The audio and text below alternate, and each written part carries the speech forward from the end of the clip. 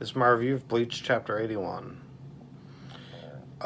We kind of go back a little bit with the sphere training. We see that Orihime immediately got it and created a perfect sphere. Uryu creates one, but it's like a, not even an oval, but almost like a diamond. It's just straight up and down around his body.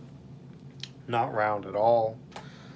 So he's got to do more training. Chad's is round, but it's not solid. It's like hazy, kind of like static. And then Ichigo just can't get it at all. He's like creating pockets. There's massive holes in it. And then Kukaku's assistants berate Ichigo. We see the Ganju's board.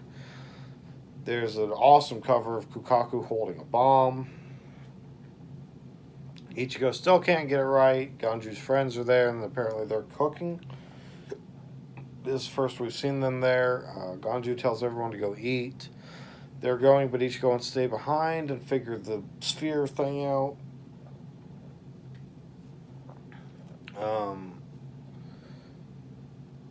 Uryu asks Orihime to follow them, but she says she'll stay because she doesn't feel hungry, and then her stomach goes off because she is hungry. Finally, Ichigo tells her to leave. She understands that he wants to be alone, so she rushes Chad and Uryu out of the room. Ganju is still watching him fail, and then Ichigo eventually gets mad and throws his ball at him because Ganju has started doing other stuff and distracting him because he was just trying to pass the time. Ganju asks Ichigo how and why this task is so important to him to save this person. And he asks him why he's trying so hard to save Shinigami. And then Ichigo tells him that she saved him and gave him her powers, and it's his fault that she's in the trouble she's in, so now he has to save her. Ganju takes the ball and he tries to help teach Ichigo kind of what he did, and he tells him to imagine a sphere and then imagine himself inside of the sphere.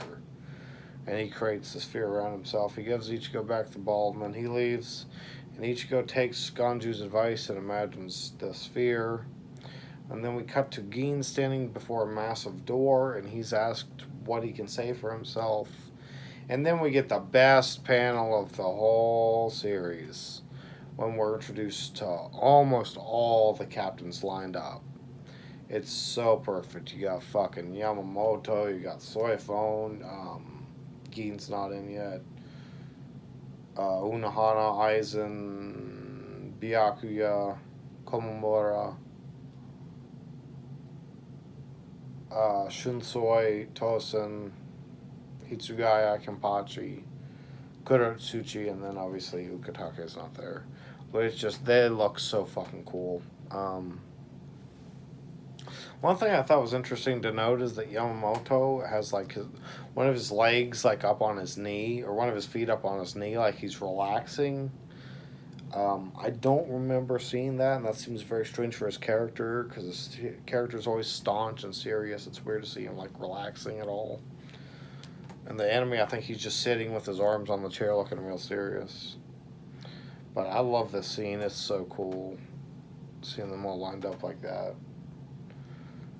I'm definitely going to want to compare this panel to the anime a little more. And then we see the Cardine sees a hollow in the sky.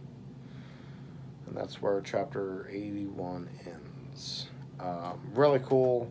Always great to see more and more of what the Soul Society has. See more of Kubo's imagination with his characters.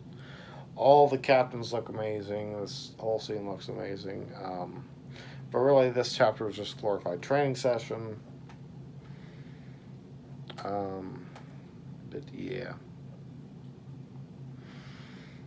At some point, I'm going to do a little thing talking about the strength of each of the captains to kind of quantify their things, but I'm not going to do that yet. I'll probably do that like at the end of the arc, in the arc review or something.